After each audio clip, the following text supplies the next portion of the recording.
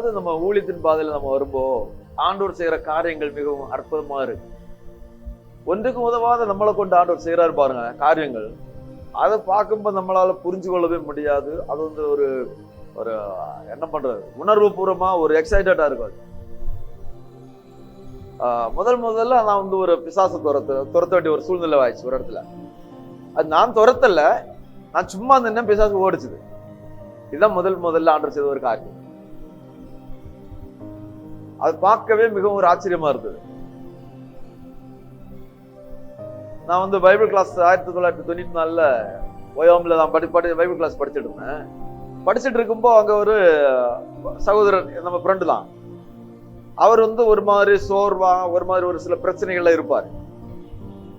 அவர் இன்னைக்கு இப்போது இந்த உலகத்துல இல்லை, அவர் இறந்து போயிட்டாரு. அப்ப அவர் என்ன செய்வாருனாக்க, அவர்கிட்ட ஒரு பிசாசுடைய போராட்டம் இருந்தது. நான் ஸ்டூடெண்ட்ஸ், அவர் போல நானும் ஸ்டூடெண்ட்ஸ். அப்போ அங்க வந்து ஆனா அங்க என்னன்னு சொன்னாக்க, நிறைய பேர் அவர்கிட்ட இந்த பிசாசு துரத்தும்படியா ட்ரை பண்ணாங்க. இவர் எல்லா டீச்சர்ஸ்கிட்ட போய் சொல்லுவார், எனக்கு இந்த பிரச்சனை இருக்கு, இப்ப ஜெபம் பண்ணுங்கன்னு சொல்லுவார்.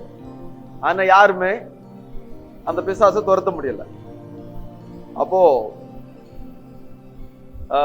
எனக்கு தெரியும் அவருக்கு இந்த பிரச்சனை இருக்கிறது. அப்போ ஒரு நாள் மத்தியானம் வேலையில அவர் வந்தாரு. அப்பதான் அவரு அங்க வேற ஆட்கள் ப்ரேயர் பண்ணிட்டு இருந்தாங்க. டீச்சர்ஸ் ஸ்டாஃப் எல்லாம் சேர்ந்து அவர் ப்ரேயர் பண்ணிட்டு இருந்தாங்க. விடுதலை கிடைக்கல. அவர் லஞ்ச் டைம்ல நேரம் எங்கிட்ட வந்தாரு. அவர் ஒரு மாதிரி சோர்ந்து போயிருந்தோட என்னன்னு கேட்டேன். அவர் சொன்னார், இப்படி அவங்களாலையும் இந்த பிசாசை துரத்தி விட முடியல அப்படின்னாரு. அவர் நான் சொன்ன, சரி நீ என்ன ரூம்ல போ, நான் வரேன்னு சொன்னேன். அப்ப என்ன ரூம்ல போனாரு. ரூம்ல போனவர் அப்படியே பிளாட்டா விழுந்து கிடந்துட்டாரு. மூச்சு பேச்சு இல்லாம படுத்திருக்காரு. அப்ப நான் என்ன செய்து, நானும் ரூமுக்குள்ள போனேன். நான் எப்போதுமே ஜெப எண்ணெய் வச்சிருப்பேன். அந்த ஜெப எண்ணெய் எடுத்ததுதான் உண்டு. எடுத்துக்கிட்டு இவர் அப்படியே கீழே படுத்து கிடக்குறாரு. நான் அவர் முன்னாடி நிக்கிறேன், அவர் பக்கத்துல நின்றுட்டு அந்த எண்ணெய் தான் இப்படி எடுத்து கண்ணை தான் மூடி, ஜெபம் பண்ண கூட இல்லை, கண்ணை மூடினதான் உண்டு. இந்த பிசாசு ஒரு சத்தம் போட்டது பாருங்க.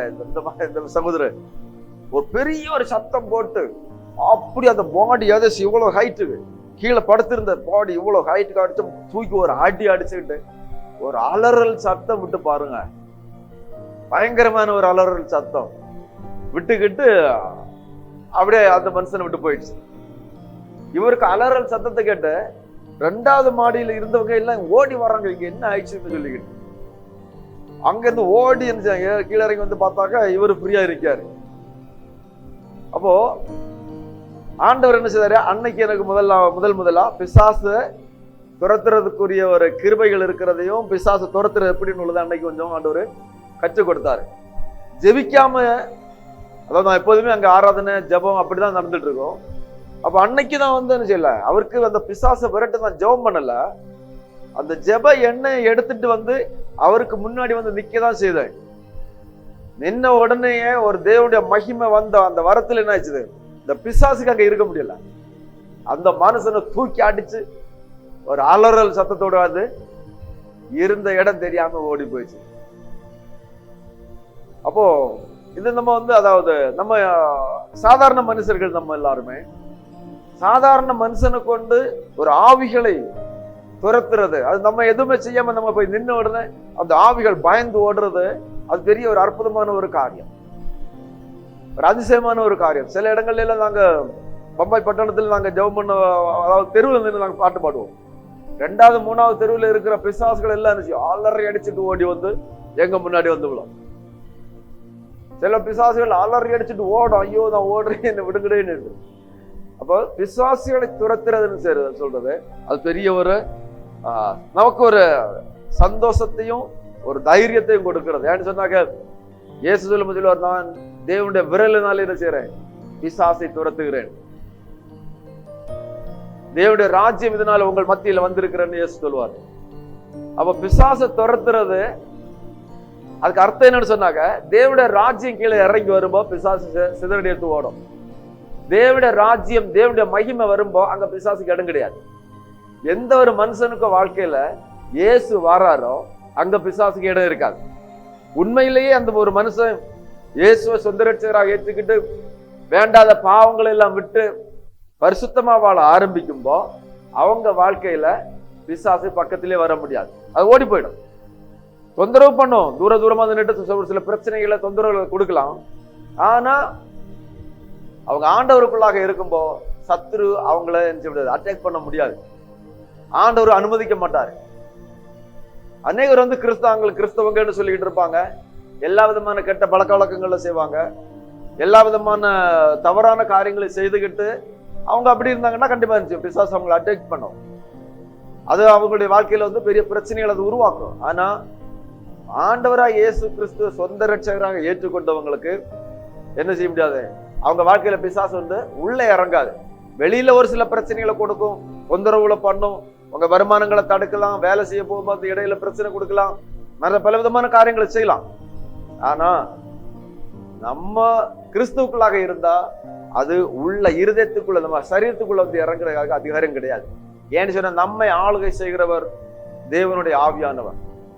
தேவனுடைய ஆவியானவர் நம்ம சரீரத்துக்குள்ள இருக்கிறதுனால, கர்த்தருடைய ராஜ்யம் நமக்குள்ள இருக்கிறதுனால சத்துருவின் ராஜ்யத்துக்கு அங்க இடம் கிடையாது. அப்போ இதுதான் என்னுடைய முதல் அனுபவம் பிசாசு துரத்துனதுல. பிசாசுகளை துரத்துறது அது தேவனுடைய ராஜ்யத்தை விரிவாக்குறதுக்கு சமம். பிசாசு ஒரு இடத்தை விட்டு ஓடுறான்னு சொன்னா அந்த இடம் தேவனுக்கு சொந்தமாகிறதுன்னு அதுக்கு அர்த்தம். அப்போ தேவனுடைய ராஜ்யம், தேவனுடைய சமூகம் நம்முடைய வாழ்க்கைகள்ல வரும்போது சத்துருவானவன் ஓடுவான், பிசாசு ஓடுவான். நீங்க ஆண்டவருக்குள்ளாடி இருந்தா கூட உங்க வீட்டு பக்கம் பிசாசு வராது. நீங்க உண்மையான ஒரு கிறிஸ்தவங்களா இருந்தீங்கன்னு சொன்னா நீங்க ஜெபம் பண்ணிட்டு உங்க வீட்டுல போகும்போது உங்களுக்கு விரோதமாக செய்யப்பட்ட அந்தகார கிரிகள் எல்லாம் உங்களை விட்டு மாறி போயிடும். பிசாசு எல்லாம் உங்க ஏழ்கையை விட்டு மாறி போயிடும். சத்துருவின் கிரிகள் எல்லாம் உங்களை விட்டு உங்க ஏழ்கையை விட்டு மாறி போயிடும். உங்க குடும்பத்தை அலக்களிக்கிற அந்தகார சக்திகள் எல்லாம் என்ன செய்யும், உங்க ஏரியாவை விட்டு மாறும். நீங்க ஆண்டவருக்குள்ளாடி தைரியமா உண்மையா பக்தி வைரக்கமா இருந்து பாருங்க, சத்துருவின் ராஜ்யம் அசைக்கப்படும். தேவனுடைய ராஜ்யம் உங்க மூலமா உங்க ஏரியாவில் உங்க வீட்டுக்குள்ள கட்டப்படும். தேவன் வல்லமையான காரியங்களை செய்வார். கர்த்தர் இப்படியாக அனுபவிக்க என்ன பழக்குவித்தார்.